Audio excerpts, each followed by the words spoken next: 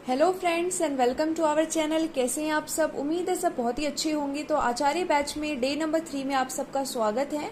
तो हमने जैसा कि आप जानते हैं कि ये जो डे नंबर 3 है ये किस चीज़ का है, ये आपकी इंग्लिश पेडागोजी का है। जैसे मैंने आपको बताया था, सबसे पहले हम करेंगे इंग्लिश की पेडागोजी कंप्लीट। उसके बाद फर्दर हम जो लास्ट में है वो CDP कंप्लीट करेंगे, क्योंकि वो मेन है। उसमें हमें एक एक चीज़ के ऊपर बहुत ही ज़्यादा अच्छे से ध्यान देना पड़ेगा।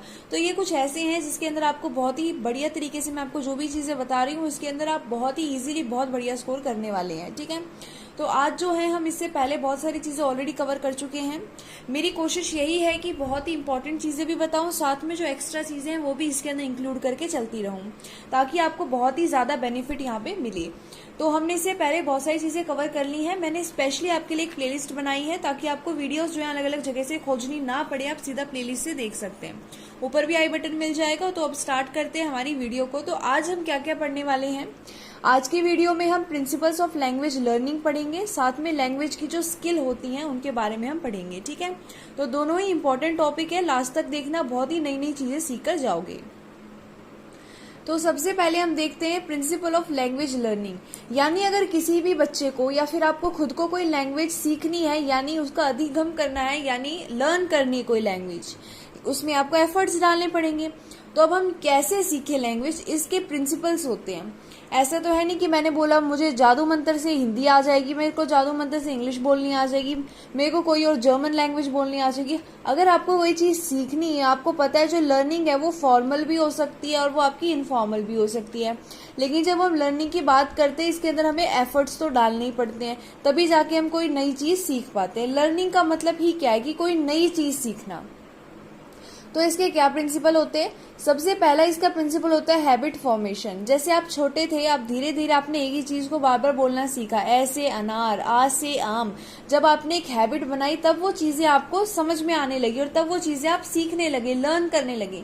वैसे ही अगर आपको कोई लैंग्वेज सीखनी है, लर्न करनी है, तो आपको एक हैबिट बनानी पड़ेगी उस लैंग्वेज में ही बातें करने की, उस लैंग्वेज को एफर्ट देके टाइम देने की। इतने टाइम में इसी लैंग्वेज पे बोलूंगा, इसी को लिखूंगा, यानी आपको एक हैबिट बनानी पड़ेगी ताकि आप इजीली उस लैंग्वेज को लर्न कर सको, सीख सको। प्रैक्टिस एंड ड्रिल, ऐसा है नहीं कि आपने आदत भी बना ली और आप उस आदत को छोड़ रहे हो, उसके बाद आप भूल जाओगे। क्यों? क्योंकि बीच में प्रैक्टिस करनी, आपको उस चीज में काम करने की बहुत ज्यादा जरूरत पड़ेगी। मान लो आप जर्मन सीख रहे हो सकता है आप में से बहुतों को आती हो, मुझे जैसे जर्मन नहीं आती। तो अगर मैं जर्मन सीखना चाहती हूँ, पहले मुझे एक हैबिट बनानी पड़ेगी जर्मन के अंदर बात करने की, उसके वर्ड्स को लिखने की, ताकि मैं उनसे फैमिलियर हो सकूं। फिर नेक्स्ट मेरे पास ये स्टेप रहेगा, मैंने जो चीजें सीखी है मैं उनकी ज्यादा से ज्यादा प्रैक्टिस करूं।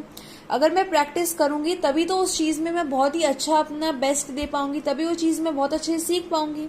हमें काम चलाओ थोड़ी सीखना है। जब हम लर्न की बात कर रहे हैं हमें बहुत अच्छे से सीखना है, हमें काम चलाओ नहीं सीखना है। तो हमें हैबिट बनानी पड़ेगी, उसके बाद उसकी प्रैक्टिस करनी पड़ेगी। ओरल अप्रोच, यानी उस चीज को हमें बार बार बोल कर देखना पड़ेगा, अपनी एक हैबिट बना के उन चीजों को बोलना पड़ेगा, एक रेगुलर यूज के अंदर आपको उनको लाना पड़ेगा। अगर आप कोई भी चीज सीख रहे हो तो यहाँ पे हम लैंग्वेज लर्निंग की बात करें, यानी कि हम कोई नई लैंग्वेज सीखेंगे जो आपको नहीं आती है। जैसे मैंने यहाँ पे आपको एग्जाम्पल दिया है कि जर्मन।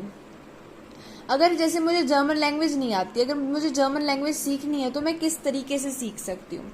तो मुझे हमेशा ही अगर कोई लैंग्वेज सीखनी है, अगर मुझे जर्मन भी सीखनी है, तो मुझे एक नेचुरल ऑर्डर फॉलो करना पड़ेगा जो हमारे नेचर में ही होता है। यानी जब हम छोटे होते हैं तब से ये शुरू होता है। हम क्या करते हैं, चीजों को पहले लिसन करते हैं यानी सुनते हैं, फिर हम उन चीजों को स्पीक यानी बोलते हैं, फिर हम उनको चीजों को रीड करते हैं, पढ़ते हैं, फिर हम उनको राइट करते हैं यानी लिखते हैं।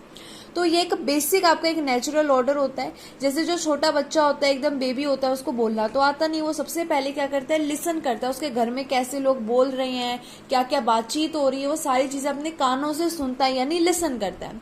फिर वो उन चीजों को बोलना सीखता है ना। फिर वो मम्मी बोलेगा, पापा बोलेगा, फिर वो पहले क्या करेगा, सुनेगा, फिर उनको बोलेगा। उसके बाद धीरे धीरे वो बड़ा होगा, उसकी डेवलपमेंट होगी, तो उसके लिए बुक्स लाई जाएंगी, फिर वो उन्हीं चीजों को पढ़ेगा। और पढ़ने के बाद ऐसा भी टाइम आएगा कि अब वो लिखने लग जाएगा।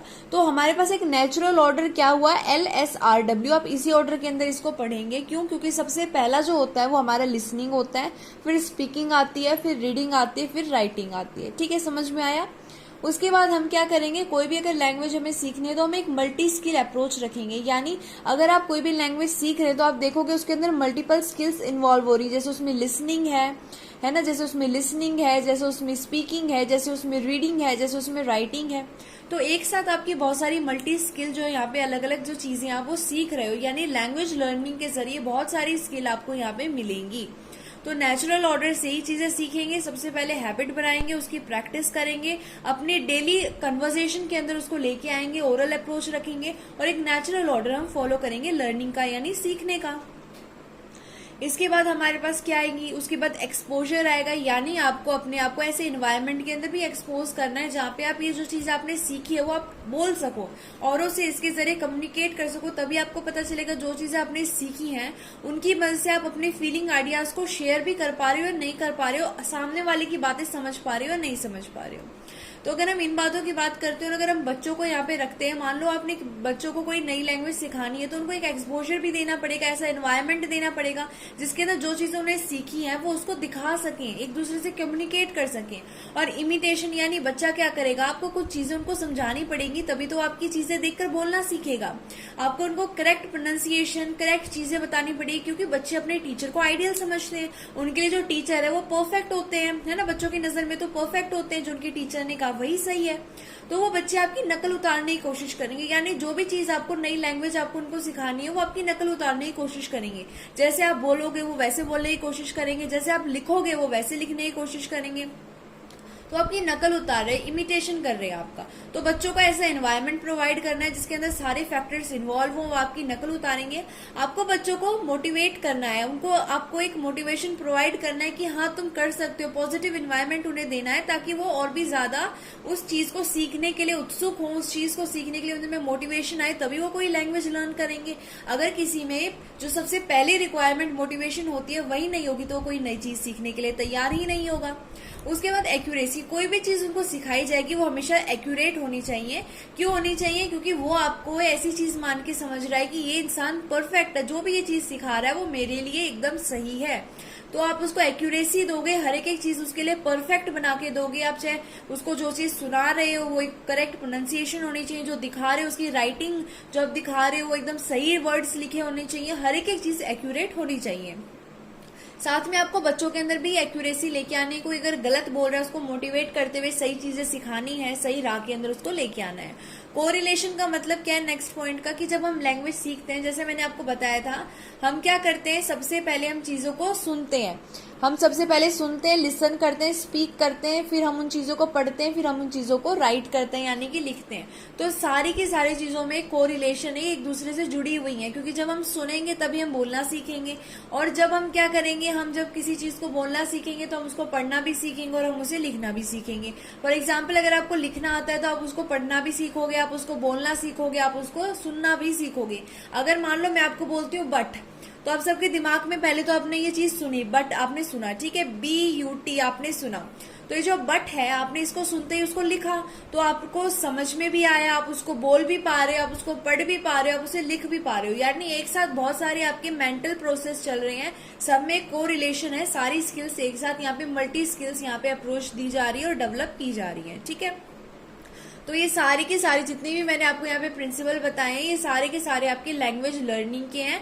यहाँ पे हमने सबसे पहले हैबिट फॉर्मेशन देखी, उसके बाद हम उसके ऊपर प्रैक्टिस करेंगे, फिर हम उसको ओरल अप्रोच देंगे बच्चे को, एक नेचुरल ऑर्डर के अंदर हम उसको फॉलो करवाते हुए चीजें सिखाएंगे, हम उसको मल्टी स्किल अप्रोच देंगे ताकि वो सारी चीजें एक साथ अपनी डेवलप कर सके। हम उसे एक ऐसा एक्सपोजर देंगे, ऐसा एक इन्वायरमेंट देंगे जहाँ पे वो अच्छे से अपनी कम्युनिकेशन कर सके, स्किल सीख सके, फिर वो आपकी नकल करेगा, आप उसको मोटिवेशन देंगे, एक्यूरेसी प्रोवाइड करेंगे, चीजों को एक दूसरे से रिलेट करते हुए उनको नई चीजें सिखाएंगे, ठीक है। इसके बाद आगे चलते हैं, अब लैंग्वेज स्किल की बात करते हैं। जैसा हमने देखा नेचुरल ऑर्डर फॉलो होता है, सबसे पहले हमारे पास आती है लिसनिंग, फिर आती है स्पीकिंग, फिर रीडिंग और फिर राइटिंग। तो ये जो चारों की चारों स्किल हैं ये आपकी लैंग्वेज स्किल कहलाती हैं, क्योंकि जब आप किसी भी भाषा को सीखते हैं चारों की चारों उसके अंदर स्किल इन्वॉल्व होती हैं। तो ये जो आपको दिखाई दे रही है लैंग्वेज की स्किल, इसके अंदर लिसनिंग है, स्पीकिंग है, रीडिंग है और राइटिंग है। तो इनका हम एक ब्रॉड क्लासिफिकेशन करते हैं, अलग अलग स्किल बना देते हैं, एक को बना देते हैं रिसेप्टिव और दूसरी को बना देते हैं प्रोडक्टिव। तो यहाँ पे जो रिसेप्टिव की बात आती है इसमें LR आती है, यानी जो आपकी लिसनिंग और जो रीडिंग होती है ये दोनों ही क्या होती है, आपकी रिसेप्टिव होती हैं। अब रिसेप्टिव क्या चीज होती है? रिसेप्टिव का मतलब होता है कोई भी चीज जो हम ग्रहण कर रहे हैं, यानी जब आप किसी चीज को सुन रहे हो, किसी चीज को पढ़ोगे, आप कोई बुक पढ़ रहे हो, तो वहां पे जो भी लिखा है या किसी ने आपको कोई चीज बताई और वो चीज आपने सुनी, तो आप उन चीजों को ग्रहण कर रहे हो। इसका मतलब क्या हुआ कि आप उन चीजों को अपने अंदर समा रहे हो, वो चीजें आपको मिल रही हैं, आपकी ब्रेन के अंदर वो चीजें स्टोर हो रही हैं। तो इसलिए हम इनको बोलते हैं रिसेप्टिव, यानी कि चीजों को सिर्फ और सिर्फ ग्रहण करना। हम नई चीजें अपनी तरफ से कुछ नहीं बना रहे हैं, हम सिर्फ और सिर्फ उन चीजों को जो हमें दिखाई दे रही है, जो हमें सुनाई दे रही है, हम उन्हीं चीजों को ग्रैब कर रहे हैं और भी एक्स्ट्रा चीजें हम ऐड नहीं कर रहे हैं। ठीक है, तो जब हम बात करते हैं लिसनिंग की, तो इसके अंदर हमारे पास कोई चीज सेंस बन रही होती है, तो वहां पे क्या होता है, हमारे पास सिमेंटिक आता है। और रीडिंग की हम बात करते हैं तो हम इसको बोलते हैं फोनेटिक कम ग्राफिक, क्योंकि इसके अंदर चीजें जो होती हैं हम उनको देखकर पढ़ रहे होते हैं, साथ में इसके अंदर साउंड की भी चीजें आती हैं, क्योंकि इसके अंदर फोनेटिक्स इन्वॉल्व होते हैं। तो ये रिसेप्टिव हमारे पास स्किल्स होगी। फिर बची हमारे पास स्पीकिंग और राइटिंग। अब इन चीजों में क्या होता है, देखो, अगर मैं आप सबको बोलूं अपना इंट्रोडक्शन लिख दो, कोई बच्चा 1 लाइन लिखेगा, कोई 2 लाइन लिखेगा, कोई 3 लाइन लिखेगा, यानी आप जितना चाहो इनके अंदर अपने अकॉर्डिंग चीजें ऐड कर सकते हो, आप क्रिएटिविटी दिखा सकते हो, नई नई चीजें ऐड कर सकते हो। जब हम चीजें बोलते हैं, मैं आपको बोलूंगी इस टॉपिक पे कोई मुझे लेक्चर दो, कोई मुझे भाषण बना के सुनाओ, तो आप बोलोगे कि भाई इसमें क्या है, जो भी चीज आपको पता है उस चीज के बारे में आप उन चीजों को ऐड करते रहोगे, आपकी क्रिएटिविटी यहाँ पे शो करोगे, आप एक्टिव तरीके से उस चीज में और चीजें ऐड करते रहोगे, आप कुछ भी बोल सकते हो, कुछ भी लिख सकते हो अपने अकॉर्डिंग क्रिएटिव वे के अंदर। इसीलिए हम कहते हैं हम सिर्फ ग्रहण नहीं कर रहे हैं, हम चीजों को खुद भी बना रहे हैं, नई चीजें हम प्रोडक्ट कर रहे हैं। ठीक है, तो हम एक प्रोडक्ट तैयार करेंगे इसके अंदर, तो इसीलिए हम इनको बोलते हैं प्रोडक्टिव स्किल्स। क्या बोलेंगे? Productive skills. और ये जो स्किल्स होती हैं काफी एक्टिव और क्रिएटिव होती हैं, क्योंकि इसके अंदर हम चीजों को खुद क्रिएट कर रहे हैं, हम चीजें खुद एक्टिव वे के अंदर प्रोड्यूस कर रहे हैं। तो इसलिए प्रोडक्टिव यानी जो स्पीकिंग और राइटिंग है, आप इनको क्या बोल सकते हो? आप इनको एक्टिव स्किल्स या फिर आप इनको क्रिएटिव स्किल्स के नाम से भी जानते हो। ठीक है, और इसी तरीके से पैसिव क्या मतलब क्या होता है, जिसमें हम कोई नई चीज एक्स्ट्रा ऐड नहीं कर रहे हैं, सिर्फ और सिर्फ जो चीज है हमारे पास उसी चीज को सुन रहे हैं या फिर उस चीज को पढ़ रहे हैं। इसी वजह से हम इसको पैसिव स्किल्स बोलते हैं, रिसेप्टिव स्किल्स को। ठीक है, तो आपके पास यहाँ पे 4 टाइप की स्किल होती है लैंग्वेज के अंदर, listening, speaking, reading and writing. I hope clear हो गया होगा। हम किसे बोलते हैं रिसेप्टिव? हम बोलते हैं लिसनिंग और रीडिंग को, क्योंकि इसके अंदर हम चीजें क्रिएट नहीं करते, सिर्फ ग्रहण करते हैं, लेकिन हम नई चीजें प्रोड्यूस भी करते हैं, सीखते भी हैं। हमारी प्रोडक्टिव स्किल्स जिन्हें हम एक्टिव या क्रिएटिव स्किल्स कहते हैं होती है स्पीकिंग और राइटिंग। इसमें आई थिंक आपको भी कोई चीज एक्स्ट्रा हार्ड तो लगी नहीं होगी, बहुत ही ज्यादा सिंपल वे के अंदर मैंने कोशिश की आपको बताने की। चलो एक क्वेश्चन मैं पूछ लेती हूँ आपसे, इससे पहले ऑलरेडी मैं वीडियोस के अंदर बता चुकी हूँ कि स्मॉलेस्ट यूनिट ऑफ साउंड क्या होती है। साउंड से रिलेटेड होता है फोनोलॉजी, आपको एक हिंट भी दे दी, तो इसकी स्मॉलेस्ट यूनिट क्या होती है कमेंट बॉक्स में नीचे जरूर बताना। साथ में फीडबैक भी अपना देना मत भूलना कि आपको कैसी लग रही है वीडियो, अच्छी लग रही है तो बताओ, अगर कोई इम्प्रूवमेंट है अब हो सकता है वो भी बताओ मुझे, ताकि मैं आपके लिए और बेहतर कर सकूं।